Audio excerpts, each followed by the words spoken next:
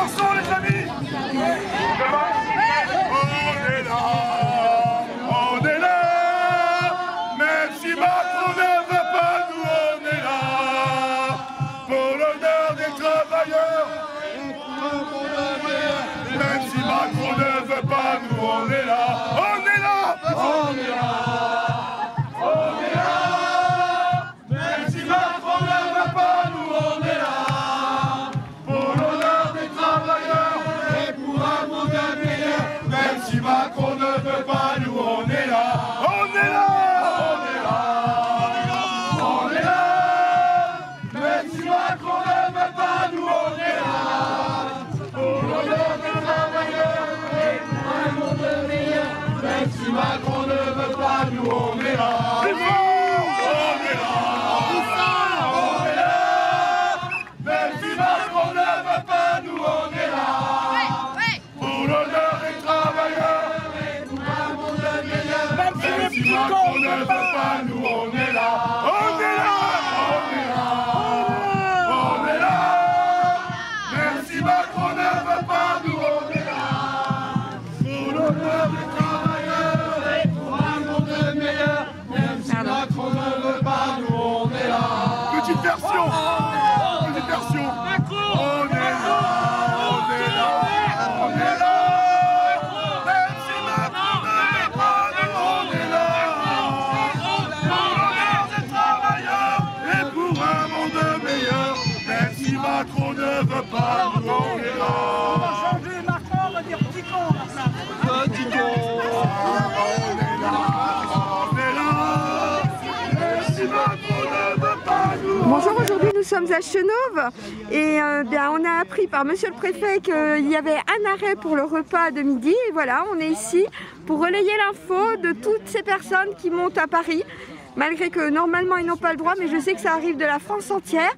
Et en face de moi, on va rencontrer des anciens gilets jaunes, c'est comme ça qu'on peut dire? Toujours gilets jaunes, pardon. Et est-ce que vous pouvez m'expliquer d'où vous venez, s'il vous plaît? Donc nous on vient du sud, on est le convoi 04.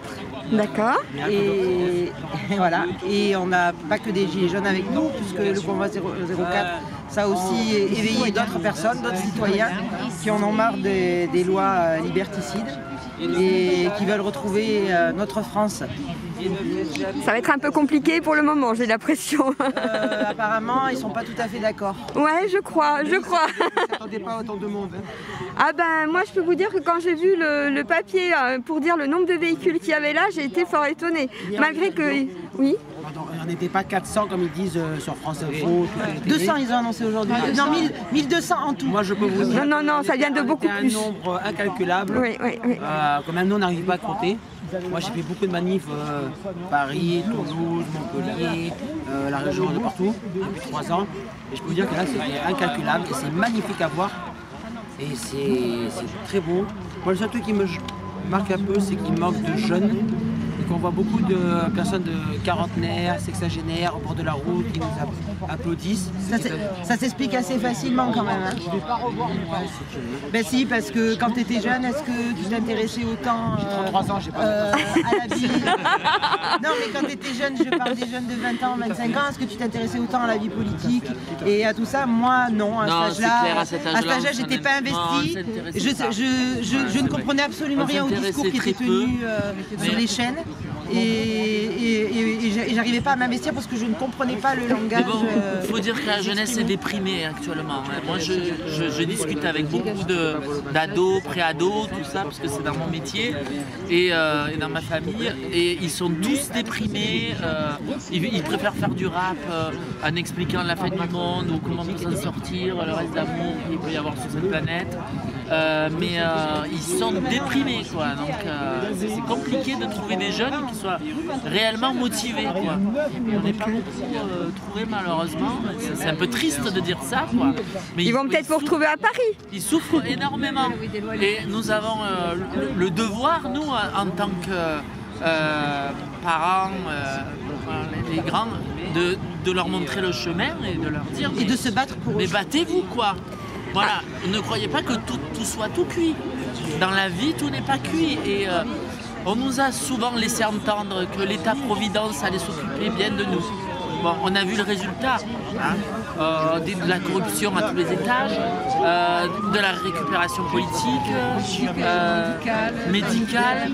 Enfin, c'est une catastrophe. Donc voilà, nous on essaie de leur montrer leur chemin en disant venez avec nous, construisez-le aussi votre avenir. Quoi. Et puis là, n'attendez pas. On fait quand même donc tout ça pour les histoires de passe sanitaire. On nous explique que de toute façon, là gentiment, en juillet, le pass sanitaire va s'arrêter, voire avant les élections. Mais on sait très bien que les arrêtés peuvent être pris à n'importe quel moment, l'urgence sanitaire peut être mise à n'importe quel moment, et qu'en septembre, on va nous balancer une 4e dose. Et ça, à un moment donné, on veut bien qu'on donne des informations complotistes, mais il se trouve qu'à chaque fois qu'on a fait des pseudo-prédictions, il se trouve que les choses sont arrivées. Donc moi je dis ça, je dis qu'on est dans une maladie apparemment endémique et qu'à la rentrée ça sera rebelote. Donc si on veut que tout ça s'arrête et qu'on soigne les gens avec les traitements qui sont en place, parce que là il nous arrive la pilule anti-Covid, hein, ça a été bien affiché sur BFM TV. Vendu par Pfizer. Pfizer fera 22 milliards avec la pilule anti-Covid. C'est la même maison. Alors qu'on sait très bien que l'ivermectine qui ne fonctionne dans les autres pays vont éviter les morts. Alors qu'en France on a interdit. Oui. On a laissé mourir nos petits vieux, on les a euthanasiés. Avec du Rivotril. On les a enfermés, ensuite on nous a enfermés nous aussi. On n'a pas voulu soigner, j'ai rentré chez vous avec du Doliprane alors que les traitements fonctionnaient. Et qu'il y a des morts, là le gouvernement a des morts sur la parce qu'il n'y aurait pas eu tant de morts si déjà au niveau des hôpitaux. Ils ont agi comme des meurtriers, voilà. En fait, et on compte bien leur le démontrer et qui passent devant les tribunaux. Que justice soit rendue. Et que justice soit rendue. Voilà. Sans compter le nombre de familles qui sont fracturées par la condition mentale qui a été faite depuis cette politique de la peur, depuis le début. Et c'est une catastrophe parce qu'il y a des gens vraiment qui sont complètement divisés et c'est une catastrophe. Mais vous avez parlé de l'azithromycine et de tout ça. Moi en tant qu'infirmière, moi je vois bien que autour de moi les médecins soignent tout simplement avec de l'amoxicilline, hein, voire de l'augmentin, qui est une molécule avec et des produits naturels qui stimulent le système immunitaire. Et en fait les antibiotiques et la cortisone, qui a été un protocole mis en place il y a des mois par les médecins généralistes autour parce qu'on a interdit certains médicaments, fonctionnent très bien. Hein, parce que moi j'ai vu des gens s'aggraver autour de moi au bout de 3 semaines et ils ont pris tout simplement un traitement antibiotique avec de la cortisone et en l'espace de 24 et 48 heures ils allaient beaucoup mieux. Donc tout ça c'est de la propagande, tout ça c'est du grand n'importe quoi. Pour vendre enfin les injections. Est-ce que je peux juste vous demander, vous m'avez dit que vous veniez du Midi, est-ce que je peux vous demander de où vous venez exactement? Parce qu'on habite des villages un peu limitrophes. Oui. C'est pour ça qu'on... Mais une grande ville. Manosque. Voilà. Manosque, donc dans les Alpes de Haute-Provence. D'accord. Donc c'est un petit département, il y a 170 000 habitants, vous voyez, il y a autant d'habitants que de moutons. Donc c'est un département extrêmement rural, mais en même temps où on a des réalités communes avec les autres départements. D'accord. Eh bien écoutez, je vous remercie beaucoup et puis je reviens vers vous tout à l'heure. Pas de souci, merci. Merci à vous. Eh bien on continue les interviews. Madame était en train de me dire que c'était le convoi rouge, le convoi du Sud, c'est bien ça? C'est ça. Il y a plusieurs convois en fait qui ont été déclarés et du coup il y a le Sud, le Ouest, après la Bretagne, le Nord, Lille et Strasbourg et on converge tous vers le même endroit. Là, comme je disais, il y a énormément de gens de Nice, de Marseille et des alentours. Vous avez récupéré aussi tout ce qui vient de la vallée de Lyon et ainsi de suite. Et là, le prochain arrêt, c'est 3 avant Paris, c'est bien ça? C'est ça. Et bien voilà, j'ai entendu que ça y est, ils commençaient à partir pour avancer un peu. Et bien moi, je vous souhaite bonne route en attendant. Merci. En tout cas, on a eu un très bon accueil partout où on est passé, sur le bord de la route et même sur les points de rassemblement. C'était super, grande générosité et solidarité de tous. Bien, merci aussi à vous et puis à bientôt. Merci. Au revoir. Et bien voilà, contrairement à ce qu'on nous avait dit, c'est pas 100 voitures, mais c'est plus de 600 véhicules qui viennent d'arriver et qui repartent en ce moment sur 3 pour arriver prochainement sur Paris. Moi, je peux vous dire que c'est une grande fête avec des gens géniaux qui vous accueillent à bras ouverts. J'ai même une petite dame de 83 ans qui m'a offert un petit cœur parce que je venais relayer l'info. Voilà, tout le monde a son petit cœur pratiquement. Voilà. Parce que On relaie l'info, on relaie tout ça, et puis ben, je peux vous dire que c'est l'égalité, fraternité, elle est bien là. On est juste là pour défendre les concepts de liberté, égalité, fraternité. D'amour. On ne veut pas faire n'importe quoi avec nos enfants.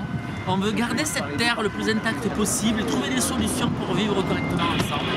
Voilà, c'est des enjeux que dont le pouvoir n'a rien à faire actuellement. Il ne pense que productivisme, faire de l'argent sur le dos des concitoyens, avec les injections notamment, mais pas seulement. Et on le voit bien avec tout le commerce de l'environnement. Parce que moi je travaille dans l'environnement et je peux vous dire ce qui se passe avec les éoliennes, les panneaux solaires actuellement. C'est un marchandage incroyable. On est en train de vendre l'environnement et ça on n'en veut pas.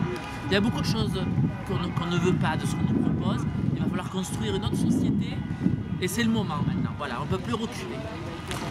Et là, ben, on est bien d'accord. Ici, c'était vraiment la zone qui arrivait du Midi.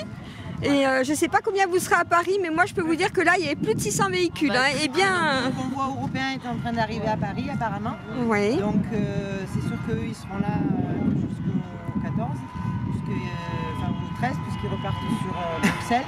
Mais ça va faire du monde, je pense. Moi je peux vous dire que hier entre Montélimar et Réunion, on a dépassé plus de 30 véhicules sans problème. Sans problème. Il y avait des camions, il y avait un tracteur, c'était énorme. Comment vous dites moi, Lyon? Moi j'avais du mal à chiffrer parce qu'on n'arrivait pas à se voir. Moi j'aurais dit autour de 1500. Mais on était tellement de points de. Ça arrivait de tous les côtés. Alors mais là, rien qu'au Géant Casino, vous êtes plus de 600 véhicules. Il y en a aussi là-bas du côté de Leclerc. Il y a les motos qui sont en train d'arriver. Et moi, à mon arrivée, il y a déjà pas mal de véhicules qui étaient repartis du côté de Troyes pour laisser la place aux autres qui arrivaient derrière. Donc, il y a encore 3 convois qui arrivent apparemment. Ouais. Ici? Oui. Ça a été annoncé, il y a 3 convois qui arrivent jusqu'à 16h. Sinon, moi j'ai quelque chose à dire. Emmanuel Macron, oh tête de con, on vient te chercher chez toi. Emmanuel Macron, oh tête de con, on vient te chercher chez toi. Voilà. En tous les cas, merci pour votre accueil. Et puis moi, je vous souhaite une très bonne route. Et puis peut-être qu'on se reverra une prochaine fois, qui sait. Merci à vous. Bye bye. Du fond de ma cité HLM, jusque dans ta campagne profonde, notre réalité est la même, et partout la révolte gronde. Dans ce monde on n'avait pas notre place, on n'avait pas la gueule de l'emploi, on n'est pas né dans un palace, on n'avait pas la CBA papa.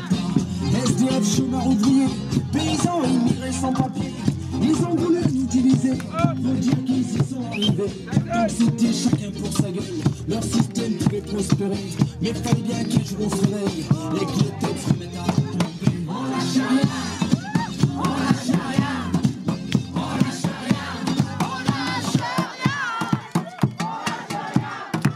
on lâche rien, on lâche rien, on lâche rien, on lâche rien,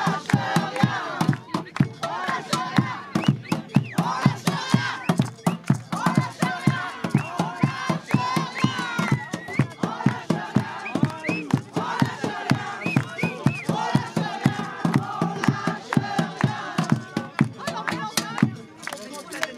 lâche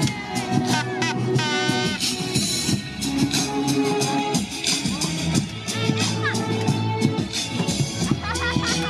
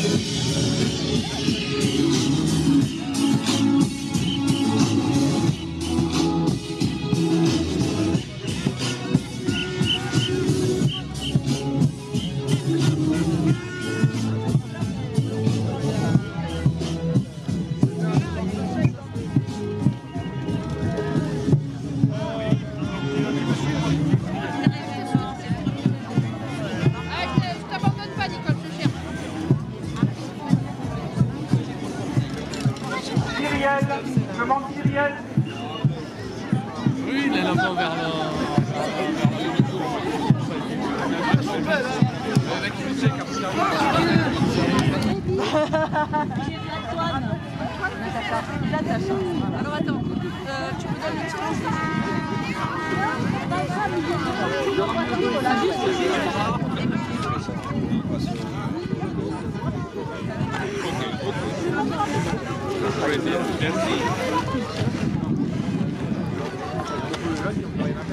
Ah bah moi, je dis pas grand chose à faire, mais c'est sûr, j'ai un enfant, d'accord. Ça c'est chiant. Ah oui, ça oui. L'homme de cœur. Merci ça. Non mais j'en connais, mais...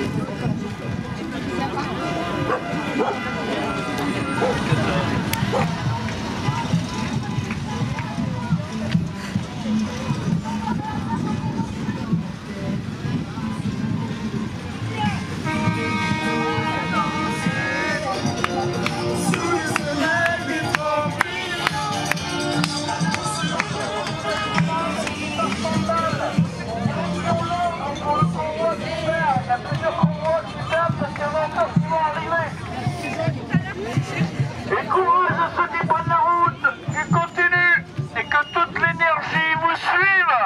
Toute cette belle énergie qu'on a depuis ce matin et depuis hier pour certains et avant-hier et ainsi de suite.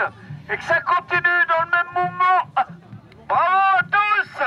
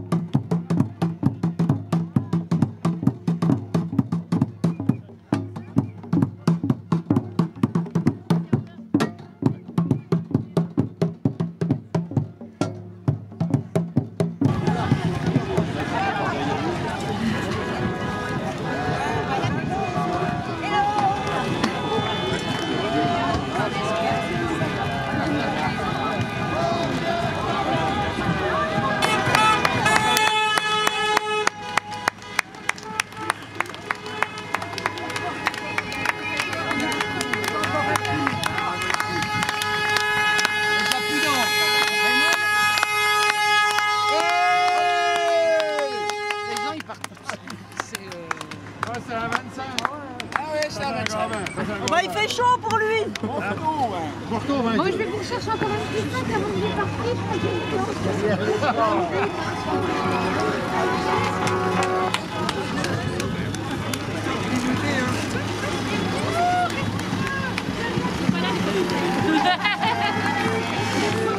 Il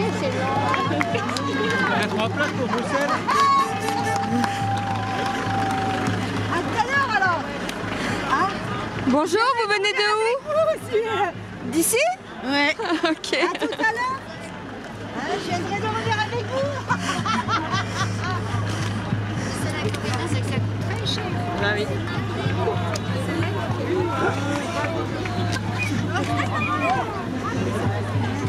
Avant de s'endormir, ils chantent des chansons comme ça.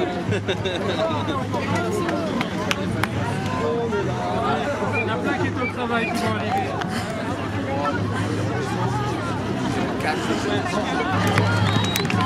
Ah oui, il en manquait. Vous venez de où, monsieur? On est de Grenoble, Lyon. D'accord, merci. Merci, je peux en avoir un deuxième? Des maisons comme ça. Grenoble, Lyon.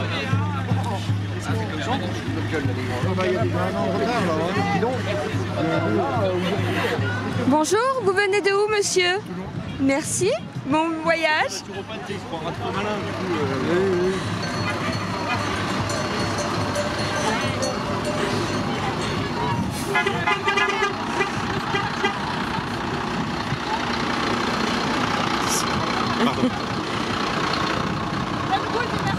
Excusez-moi, vous venez de où? Merci, bon voyage.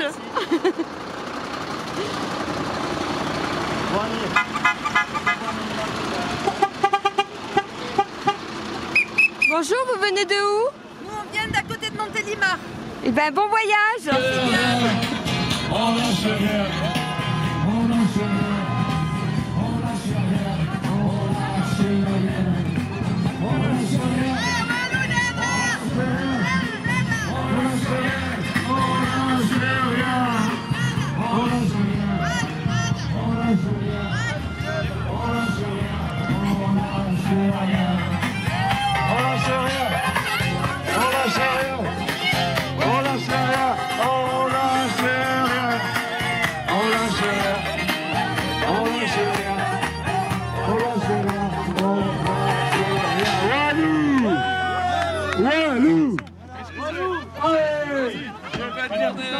C'est que le début. Chez Paul Commission pour vous permettre de profiter de Coloretto qui se transforme en vraie nuit à 780 €.